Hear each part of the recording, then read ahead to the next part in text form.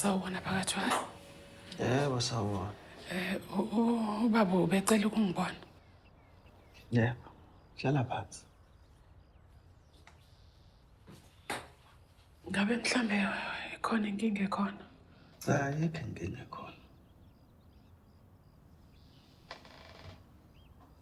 MamZobe.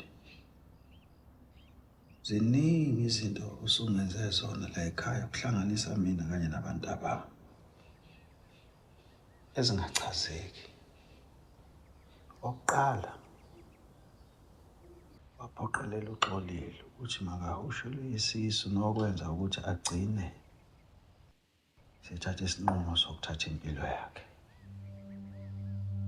Okwesibili, waqambela unobuntu amanga kimi wathi akaselona itshitshi nokwagcina kumncisha amathuba okuthi ashadele uSamcolo.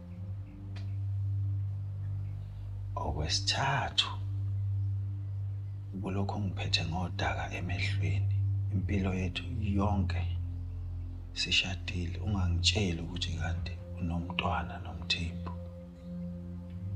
Nokwathi lapho sewuthatha isinqumo sokuthi uyakuveza lokho, wakuveza ngendlela engihlambalazayo.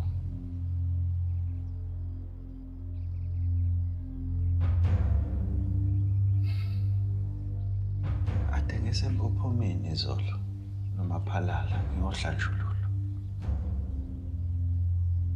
Thatha isinqumo sokuthi ngiyakuxolela. Ngixolela baba. Yebo. Kusuka ekujuleni kwenhliziyo yami. Ngiyabonga. Ngiyabonga phakathi kwayo. Yazi ungibize ngoMamZobe. Yazi emva kwamasonto ambalwa ungangibizi inhloko ngoMamZobe.